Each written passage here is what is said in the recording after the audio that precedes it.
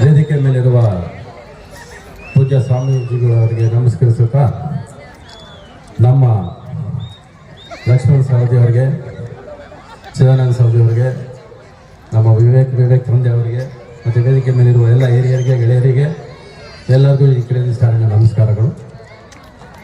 ನಿಮಗೂ ಎಲ್ಲ ನಮಸ್ಕಾರ. ಋಣ ಇರಬೇಕು ಅಂತ ಯಾವುದರ ಒಂದು ಜಾಗಕ್ಕೆ ಬರಬೇಕಾದ್ರೆ ಋಣ ಇರಬೇಕು. ಸೊ ಇವತ್ತು ಈ ಜಾಗಕ್ಕೆ ನಾನು ಯಾವಾಗಲೂ ತುಂಬ ಆಸೆ ಪಡೋದಿಲ್ಲ ಅಂದರೆ ಪ್ರಪಂಚ ಸುತ್ತ ನೋಡೋ ಆಸೆ ನನಗೆ ಇಲ್ಲವೇ ಇಲ್ಲ. ಕರ್ನಾಟಕ ಸುತ್ತ ನೋಡ್ಬೇಕನ್ನೋ ಆಸೆ ಮಾತ್ರ ಯಾವಾಗಲೂ ಇರೋದು. ಅಂದರೆ ನಮ್ಮ ಸಂಸ್ಥೆ ಬಂದು ಹತ್ರ 60 ವರ್ಷ ಆಗುತ್ತೆ. ಈಶ್ವರಿ ಸಂಸ್ಥೆ ಅಂತ ನಿಮಗೆಲ್ಲ ಗೊತ್ತಿರಬೇಕು. ಪ್ರತಿ ಮನೆಯಲ್ಲೂ ನಿಮಗೆ ನಮ್ಮ ಈಶ್ವರಿ ಸಂಸ್ಥೆ ಅಂದರೆ ಗೊತ್ತಿರುತ್ತೆ. ನಿಮ್ಗೆ ನಮ್ಮ ತಂದೆಯವರು ಗೊತ್ತಿರ್ತಾರೆ. ಲಕ್ಷ್ಮಣ ಸವದಿ ಅವರು ಹೇಳಿದ್ರು ನಮ್ಮ ಅಪ್ಪ ಅಮ್ಮ ಅಂತ. ನಮ್ಮ ಅಪ್ಪ ಅಮ್ಮಯಿಂದನೇ ನಾನು ಏನು ಅಲ್ವೇ ಇಲ್ಲ. ನಾನು ನೋಡ್ತಾ ಇದ್ರೆ ನಮ್ಮ ಅಪ್ಪ ಅಮ್ಮ ನೋಡಬೇಕು.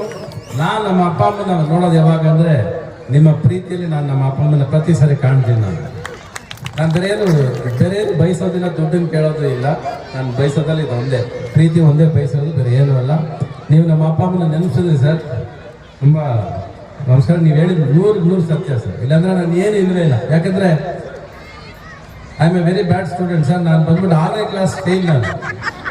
ನಾನು ಇವತ್ತು ಸ್ಕೂಲ್ ಇನಾಗ್ರೇಟ್ ಮಾಡಿದ್ದೀನಿ. ಇದೇ ನಾವು ವಿಪರ್ಯಾಸ ಅಂದರೆ 6ನೇ ಕ್ಲಾಸ್ ಫೇಲ್. ಸ್ಕೂಲ್ ಒಳಗೆ ಹೋಗಿಲ್ಲ ಸರ್. ನಾನು ಸ್ಕೂಲ್ ಆಚೆ ಇರ್ತಿದ್ದೆ. ಕಾಲೇಜಲ್ಲಿ ಲವ್ ಮಾಡ್ಕೊಂಡು ಓಡಾಡ್ತಿದ್ದೆ 2 ವರ್ಷ. ಕಾಲೇಜಿಗೆ ಹೋಗಿಲ್ಲ.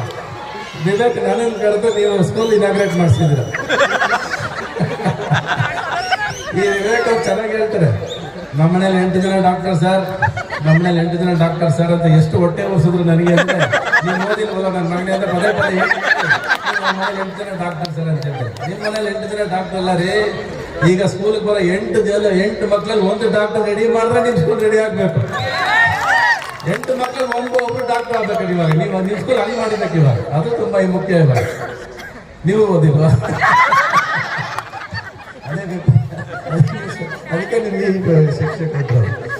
ನಾನು ಯಾವಾಗ ಜನರಲ್ ಆಗಿ ಒಂದು ಹೇಳ್ತಾ ಇರ್ತೀನಿ, ಪೇರೆಂಟ್ಸ್ಗಾಗಲಿ ಎಲ್ಲರಿಗೂ ಹೇಳೋದು ಒಂದೇ ವಿಷಯ. ನಾನು ಯಾವಾಗ ಮಕ್ಕಳ ಬಗ್ಗೆ ಯಾವತ್ತು ನೀವು ಕನಸು ಕಾಣಲೇಬೇಡಿ. ಅವ್ರ ಕನಸು ಜೊತೆ ನೀವು ಜೊತೆಗಿರಿ, ಅಷ್ಟು ಸಾಕು. ಅದು ತುಂಬ ಮುಖ್ಯ. ಪಾಸ್ ಆಗ್ತಾರೋ ಫೇಲ್ ಆಗ್ತಾರೋ ಅಂತ ಗಾಬರಿ ಪಡಿಸಿ ಮಕ್ಕಳನ್ನ, ಅದರಲ್ಲಿ ಇವತ್ತಿರೋ ಮಕ್ಕಳನ್ನ ಎದುರಿಸಿ ನಾವು ಸ್ಕೂಲ್ಗಳಲ್ಲಿ ನೋಡ್ತಾ ಇದ್ರೆ ಎಷ್ಟೋ ಮಕ್ಕಳು ಸೂಸೈಡ್ ಮಾಡ್ಕೊಳ್ಳೋದು ಇವೆಲ್ಲ ಕೇಳ್ತಾರೆ. ತುಂಬ ಭಯ ಆಗುತ್ತೆ. ಅಂತ ಒಂದು ವಿಷಯದಲ್ಲಿ ಮಕ್ಕಳಿಗೆ ಪ್ರೆಷರೇ ಹಾಕ್ಬೇಡಿ. ಸ್ಕೂಲ್ ಅನ್ನೋದು ಒಂಥರ ಪ್ರೆಷರ್ ಆಗಿರ್ಬೇಕು. ಪ್ರೆಷರ್ ಹಾಕ್ಬಾರ್ದು. ಅವ್ರನ್ನ ಓದಿ ಅಂತ ಪ್ರೆಷರ್. ಎಲ್ಲ ಮಕ್ಕಳು ಬುದ್ಧಿವಂತರಾಗಿರೋಕ್ಕೆ ಸಾಧ್ಯನೇ ಇಲ್ಲ. ಬಟ್ ನನಗೆ ಒಂದಂತ ಕೇಳ್ತೀನಿ, ನಾನು ಓದೋದಿಲ್ಲ ಅಂತ ಟೀಚರ್ ಗೊತ್ತು. ಆದರೆ ಫಸ್ಟ್ ಸ್ಕೂಲಿಗೆ ಬಂದ ಕ್ಲಾಸ್ ರೂಮ್ ಟೀಚರ್ ಎಂಟ್ರ್ ಆದ ತಕ್ಷಣ ನಾನು ಲಾಸ್ಟ್ ಬೆಂಚಲ್ಲಿ ಕೂತಿರ್ತಿದ್ದೆ. ಅವಳು ನನ್ನ ಮಕ್ಕಳ ನೋಡಲ್ಲ ಟೀಚರ್. ರವಿಚಂದ್ರನ್ ಕ್ಯಾ ಬೋಲ್ ಅಂತ ಒಂದು ಹಿಂದಿ ಟೀಚರ್ ಹೇಳೋದು.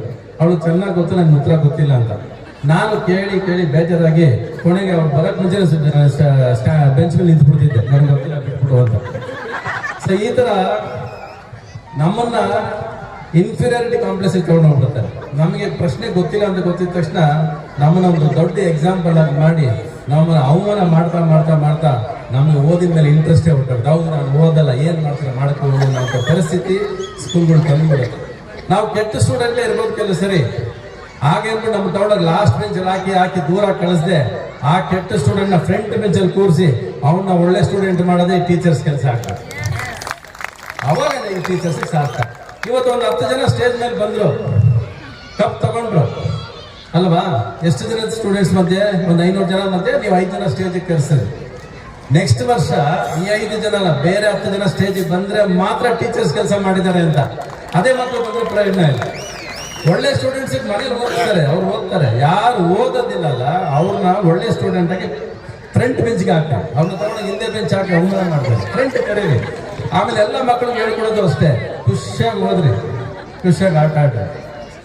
ಪ್ರೆಷರಲ್ಲಿ ಮಾತ್ರ ಯಾವತ್ತು ಓದ್ಬೇಡಿ, ಏನು ಪ್ರಯೋಜನ ಆಗೋದಿಲ್ಲ. ಪ್ರೆಷರಲ್ಲಿ ಹೋದ್ರೆ ಬೈದಲ್ಲಿ ಹೋದ್ರೆ ಏನು ತಲೆಗೆ ಹತ್ತೋದಿಲ್ಲ.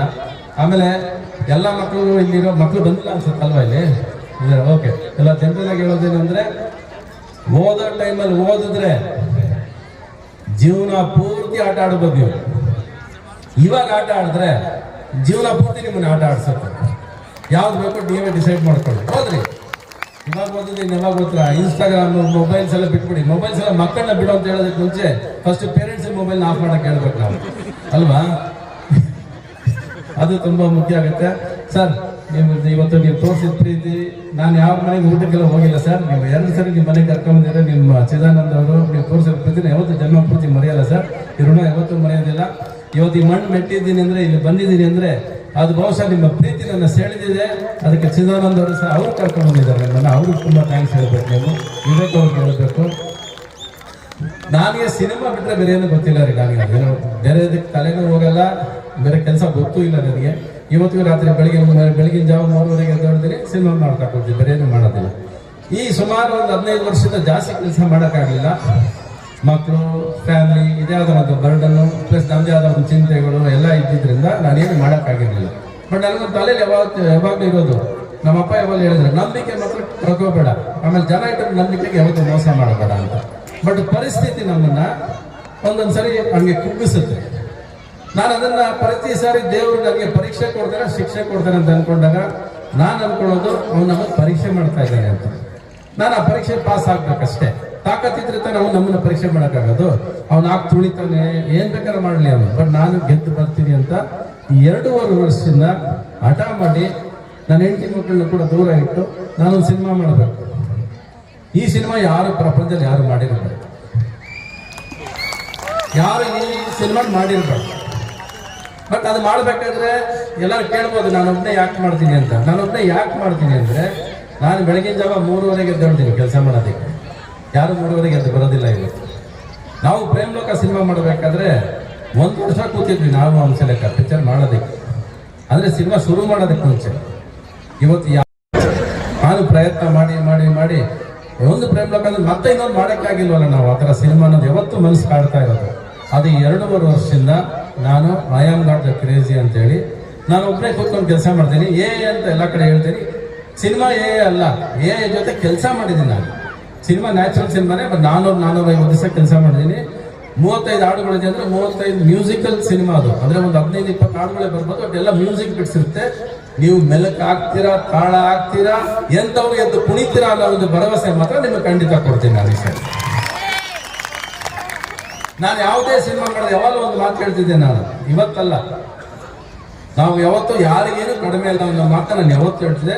ಅದು ಇವತ್ತಿಗೂ ಉಳಿಸ್ಕೊತೀನಿ. ಯಾವತ್ತಿಗೂ ಸಿನಿಮಾ ನನ್ನ ಉಸಿರು ಸಿನಿಮಾ, ಸಿನಿಮಾಗೋಸ್ಕರ ಏನ್ ಬೇಕಾದ್ರೆ ಮಾಡ್ತೀನಿ.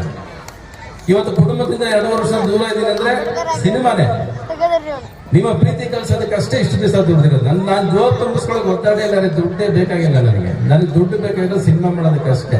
ಯಾಕಂದ್ರೆ ಹೃದಯದಲ್ಲಿ ನೀವು ತುಂಬಿಕೊಂಡಿದ್ದೀರಾ. ಇನ್ನು ಮತ್ತೆ ದುಡ್ಡು ಬಂದು ಏನ್ ಮಾಡ್ಬೇಕು? ನನಗೆ ದುಡ್ಡು ಬೇಕಾಗಿಲ್ಲ. ನನಗೆ ಇವತ್ತು ನಾಳೆ ಬೆಳಗ್ಗೆ 100 ಕೋಟಿ ಕೊಟ್ಟರು ಕೂಡ ಒಂದೇ ದಿವಸದಲ್ಲಿ ಖರ್ಚು ಮಾಡ್ಬಿಡ್ತೀನಿ. ನಾನು ಇಟ್ಕೊಳ್ಳೋದಿಲ್ಲ, ನನಗೆ ಬರೋದಿಲ್ಲ. ನನ್ನ ಬ್ಯಾಂಕ್ ಅಕೌಂಟ್ 0 ಇಟ್ಕೊಂಡಿರ್ತೀನಿ. ನಾನು ಇವತ್ತು ಕೂಡ ಇನ್ಶೂರೆನ್ಸ್ ಕೂಡ ಕಟ್ಟೋದಿಲ್ಲ ನಾನು. ಯಾಕಂದ್ರೆ ನಾನು ಸಾಯೋದಿಲ್ಲ ಅಂತ ಅನ್ಕೊಂಡ್ರೆ ನಾನು ಸಾಯೋದಕ್ಕೆ ಅದಕ್ಕೆ ಇನ್ಶೂರೆನ್ಸ್ ಎಲ್ಲ ನಂಬಿಕೆನೇ ಇಲ್ಲ ನನಗೆ. ಸಾಧಾರಣ ಜೀವನ ಮಾಡ್ಕೊಂಡ್ಬಂದೆ ನಾನು. ಯಾವತ್ತಿದ್ರು ಇವತ್ತಾಗಲಿ ಯಾವತ್ತಿದ್ರು ನಾನು ಯಾವತ್ತು ಬಯಸೋದು ಬರೀ ಪ್ರೀತಿ ಪ್ರೀತಿ ಪ್ರೀತಿ. ನಾನು ಏನಾದ್ರು ಮಧ್ಯೆ ಒಂದು 15 ವರ್ಷ ನಾನು ಮಾಡೋಕ್ಕಾಗಿಲ್ಲ ಸಿನಿಮಾಗಳು, ಕೆಟ್ಟ ಸಿನಿಮಾಗಳು ಆಗಿರೋದ್ರಿಂದ ಅದು ಆ ಪರಿಸ್ಥಿತಿ ನಮ್ಮನ್ನ ಅಲ್ಲಿ ತಳ್ಳಿದೆ. ಬೇರೆ ವಿಧಿ ಇಲ್ಲದೆ ಕೆಲಸ ಸಂಪಾದನೆ ಮಾಡೋಕೆ ಕೆಲವು ಕೆಟ್ಟ ಸಿನಿಮಾಗಳು ಮಾಡಬೇಕಾಗೋ ಪರಿಸ್ಥಿತಿನೂ ಬಂದಿದೆ. ಮಾಡ್ಕೊಂಡು ಬದುಕೊಂಡು, ಯಾಕಂದ್ರೆ ಕೆಲವು ಸರಿ ಸರ್ವೈವಲ್ ಇಸ್ ದ ಫಿಟ್ಟೆಸ್ಟ್ ಅಂತ ಬದುಕ್ಬೇಕು. ನಾವು ಸ್ವಲ್ಪ ಬದುಕೊಂಡು ಬರಬೇಕು. ನಮ್ಮ ಛಲ ತೀರ್ಬೇಕಾದ್ರೆ ಅದಕ್ಕೊಂದು ಸಮಯ ಬರಬೇಕು. ಆ ಸಮಯ ಇವಾಗ ಬಂದಿದೆ. ಇವಾಗ 2.5 ವರ್ಷದಿಂದ ನಾನು ನಿಮಗೆ ಜಾಸ್ತಿ ಕಾಣಿಸಲ್ಲ. ಎಲ್ಲ ಸಿನಿಮಾಗಳು ಜಾಸ್ತಿ ಮಾಡಿಲ್ಲ ನಾನು. ಎಲ್ಲ ಒಬ್ಬನೇ ಕೂತಿದ್ದೆ, ಒಬ್ಬನೇ ಮಾಡಿದೆ. ಇವತ್ತೂ ಪ್ರಚಾರನೂ ಮಾಡಿರ್ಲಿಲ್ಲ ನನ್ನ ಸಿನಿಮಾ. ಇವಾಗ ಪ್ರಚಾರ ಶುರು ಮಾಡಿದೆ. ಆಕ್ಚುಲಿ ಶಿವರಾತ್ರಿ ದಿವಸ ಪ್ರಚಾರ ಮಾಡಬೇಕು ಅಂತ ಶುರು ಮಾಡಿದ್ದೇನೆ ಆಕ್ಚುಲಾಗಿ. ಅಷ್ಟೆಲ್ಲ ಅಲ್ಲಿ ಮಾತುಗಳು ಹೇಳ್ಕೊಂಡು ಸರಿ ಇನ್ನು ಕೇಳ ಸ್ಟಾರ್ಟ್ ಮಾಡೋಣ ಅಂತ ಇವಾಗ ಸ್ವಲ್ಪ ಪ್ರಚಾರ ಮಾಡಿದ್ದೀನಿ. ಶಿವರಾತ್ರಿಯಿಂದ ನಿಮಗೆ ಹಬ್ಬ ಸ್ಟಾರ್ಟ್. ನೀವು ಹಾಡುಗಳು ಮೆಲುಕು ಹಾಕಕ್ಕೆ ಸ್ಟಾರ್ಟ್ ಮಾಡ್ತೀರಾ.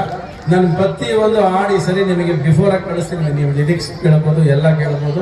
ಒಬ್ಬನೇ ಜೊತೆ ಕೂತ್ಕೊಂಡೇ ಕೆಲಸ ಮಾಡಿದ್ದೀನಿ. ಅಂದ್ರೆ ಇಂಥ ಸಾಧಾರಣ ಸಿನಿಮಾ ಮಾಡಿಲ್ಲ ನಾನು. ಅದು ಒಳಗೆ ಹೋದವರು ನೀವು ತಾಳ ಆಗದೆ ಬರಕ್ಕೆ ಸಾಧ್ಯನೇ ಇಲ್ಲ. ಬರೆದಿಟ್ಕೊಳ್ಳಿ, ನಾನು ಹೇಳಿರ್ತೀನಿ. ಒಂದು ಮಾತು ಕೊಟ್ಟಿದ್ದೀನಿ. ಏನಾದ್ರು ಇದ್ರೆ ನೀವು ವಾಪಸ್ ಕೇಳಿದ್ವಿ. ಎಷ್ಟೋ ಜನ 1000 ಜನ ತುಂಬಾ ಜನ ಇದಕ್ಕೆ ಕೇಳ್ತಾರೆ. ಯಾವಾಗ ನೋಡಿದ್ರು ಪ್ರೇಮ್ ಲೋಕನೇ ಮಾತಾಡ್ತೀಯ, ಪ್ರೇಮ್ ಲೋಕನೇ ಮಾತಾಡ್ತೀಯ ಅಂತ. ಪ್ರೇಮ್ ಲೋಕ ನನ್ ಬಿಟ್ರೆ ಬೇರೆ ಯಾರು ಸೃಷ್ಟಿ ಮಾಡೋಕ್ಕಾಗತ್ತೆ ಇಲ್ಲಿ? ನಾನು ಪ್ರೇಮ್ ಲೋಕ ಸೃಷ್ಟಿ ಮಾಡೋಕ್ಕಾಗತ್ತೆ. ನಾನು ಮಿಷಿನ್ ಗನ್ ಇಟ್ಕೊಂಡು ಬರಲ್ಲ ರೀ. ನಾನು ಹೂವು ಇಟ್ಕೊಂಡ್ ಬರ್ತೀನಿ. ನಾನು ಯಾವಾಗ ಹೂವು ಇಟ್ಕೊಂಡ್ ಬರ್ತೀನಿ, ಇಲ್ಲ ಸಂಗೀತ ಇಟ್ಕೊಂಡು, ಇಲ್ಲ ಗಿಟಾರ್ ಇಟ್ಕೊಂಡ್ ಬರ್ತೀನಿ. ಇಷ್ಟೇ ನನಗೆ ಗೊತ್ತು. ನನಗೆ ಸಂಗೀತ ಒಂದೇ ಗೊತ್ತು, ನನಗೆ ಫ್ಯಾಮಿಲಿ ಪಿಕ್ಚರ್ ಮಾಡೋಕೆ ಅಷ್ಟೇ ಗೊತ್ತು, ಎಮೋಷನಲ್ ಪಿಕ್ಚರ್ ಮಾಡೋಕೆ ಅಷ್ಟೇ ಗೊತ್ತು. ನನಗೆ ಈ ರಾಜಕೀಯ ಗೀಚೆಲ್ಲ ಬರೋದು ಇಲ್ಲ, ನನಗೆ ಗೊತ್ತೂ ಇಲ್ಲ.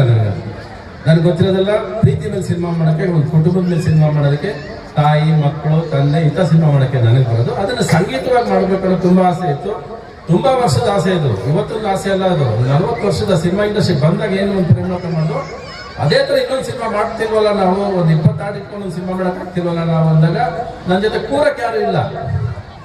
ಕೊನೆ ನಾನು ಒಬ್ಬನೇ ಕೂತೆ ಮಾಡೋಂಥ ಪರಿಸ್ಥಿತಿ ಬಂತು. ಅದಕ್ಕೆ ಪ್ರಕಾರ ಕರೆಕ್ಟಾಗಿ ಅನ್ನೋ ಟೆಕ್ನಾಲಜಿ ಬಂತು. ಟೆಕ್ನಾಲಜಿ ಜೊತೆ ಕೂತಾಗ 3 ವರ್ಷದಿಂದ ಅದ್ರ ಜೊತೆನೇ ಕೂತಿದ್ದೀನಿ ನಾನು. ಅದನ್ನು ಕಲ್ತಿದ್ದೀನಿ ನಾನು. ಇವಾಗ ಪ್ರತಿಯೊಂದು ಆ್ಯಪಲ್ಲೂ ಕೂತ್ಕೊಂಡು ಅದೇನೇನು ಕೆಲಸ ಮಾಡುತ್ತೆ ಅದನ್ನು ಪಳಗಿಸಿ ಇವತ್ತು ಅದನ್ನು ನಾನು ಪಡಿಸಿರ್ತಾರೆ, ಯಾರು ಪಳಗ್ಸಾಗದಂತ ಹೆಮ್ಮೆಯಿಂದ ಹೇಳ್ತೀನಿ ನಾನು. ಇವತ್ತು ಆ ರೀತಿ ಪಡಿಸಿದ್ದೀನಿ ಇವತ್ತು ಅದನ್ನು. ಅದೇ ಅದೊಂದು ಟೆಕ್ನಾಲಜಿ ಬಂದ್ಬಿಟ್ಟು ನೀವು ಏನು ಕೆಲಸ ಕೊಟ್ಟರು ಮಾಡುತ್ತೆ, ನೀವೇನು ಸಂಗೀತ ಕೇಳಿದ್ರೆ ಮಾಡುತ್ತೆ, ನೀವು ಏನು ನಿಮ್ಮ ಕೈಲಿ ಏನು ನಿಮ್ಗೆ ಎಷ್ಟು ಹಾಕುತ್ತೆ ಅಷ್ಟು ಪ್ರಶ್ನೆ ಕೇಳು ಅಂತ ಹೇಳುತ್ತೆ. ಅದು ಯಾವತ್ತೂ ನೋ ಹೇಳೋದೇ ಇಲ್ಲ. ಅದು ಒಂದೇ ಪ್ರಶ್ನೆ ನಾವು 1000 ಸರಿ ಕೇಳಿ 1000 ಸತಿ ಉತ್ತರ ಕೊಡುತ್ತೆ ಹೊರತು ಅದು ಇಲ್ಲ ಅಂತ ಹೇಳೋದಿಲ್ಲ. ಸೊ ಆ ಟೆಕ್ನಾಲಜಿನ ಬಳಸ್ಕೊಂಡು 2.5 ವರ್ಷದಿಂದ ಮಾಡಿರೋ ಸಿನಿಮಾ ಇದು. ನಾನು ಒಂದು ದಿವಸ ಶೂಟಿಂಗ್ ಮಾಡಿದ್ದೀನಿ, ಇನ್ನು ಕ್ಲೈಮ್ಯಾಕ್ಸ್ ಒಂದಷ್ಟೇ ಬಾಕಿ ಇದೆ ಎಲ್ಲ. ಆಮೇಲೆ ನನ್ನ ಜೊತೆ 18 ಜನ ಮಕ್ಕಳಿದ್ದಾರೆ. ಮಕ್ಕಳಿದ್ದ ಮೇಲೆ ದೇವ್ರು ಇದ್ದಂಗೆ ಜೊತೆಯಲ್ಲಿ ಅಲ್ವಾ. ಸೊ ಆ ಥರ ದೇವ್ರ ಇವತ್ತು ಈ ಶೋ ನೋಡ್ಬೇಕಾದ್ರೆ ಖುಷಿಯಾಗಿದ್ದು ಕೂಡ ಬಂದ ತಕ್ಷಣ ಆ ಮಕ್ಕಳು ಇಲ್ಲಿ ಆ್ಯಕ್ಟ್ ಮಾಡ್ತಾ ಇದ್ರು. ಯಾವುದೇ ಸಮಾರಂಭ ಆಗಲಿ ಮಕ್ಕಳ ಜೊತೆ ಶುರು ಮಾಡಿದ್ರೆ ಅದು ಚಂದನೇ. ಅದಕ್ಕಿಂತ ಚಂದ ಯಾವುದಿಲ್ಲ, ಮಕ್ಕಳು ನೋಡಿದ್ರೆ ಚಂದ ಯಾವುದಿಲ್ಲ. ಆದರೆ ಇಲ್ಲಿ ಮಕ್ಕಳು ಯಾರಾದ್ರು ನಾಗಾಲ್ಯಾಂಡ್ ಇಬ್ರು ಮತ್ತೆ ಯಾರು ಮಕ್ಕಳಿಂದ ಗೊತ್ತಾಗ್ಲಿಲ್ಲ, ಇಬ್ರು ಒಂದೇ ಥರ ಆಯ್ತು ವಾಯ್ಸ್ ಕೇಳೋದಕ್ಕೆ. ಏನ್ರಿ ವಿವೇಕ್ ಎಲ್ಲಿ ನೀವು ನಾಗಾಲ್ಯಾಂಡಿಂದ ಕರ್ಕೊಂಬಂದವ್ರು ಮಾತಾಡಬೇಕಾದ್ರೆ ಈ ಮಕ್ಕಳು ಮಾತಾಡ್ಬೇಕು, ಎರಡಕ್ಕೂ ವ್ಯತ್ಯಾಸ ಗೊತ್ತಾಗ್ಲಿಲ್ಲ ನನಗೆ. ಎರಡು ಹಂಗೆ ಕಾಣಿಸ್ತು. ಸೊ ಸದಾ ಎಲ್ಲರಲ್ಲೂ ಆ ಮಗುತನ ಉಳಿಸ್ಕೊಳ್ಳಿ. ಯಾವಾಗ ಸದಾ ನಮ್ಮ ಜೀವನದಲ್ಲಿ ನಮ್ಮಲ್ಲಿ ಒಳಗೊಬ್ಬ ಮಗು ಇರ್ತಾನೆ, ಆ ಮಗು ಯಾವಾಗ ಜೀವಂತವಾಗಿರ್ತಾನೋ ಮನೆ ತುಂಬ ನಗು ಇರುತ್ತೆ ಅಂತ ಹೇಳ್ತಾ ನಾನು ಮಾತು ಮುಗಿಸ್ತೀನಿ.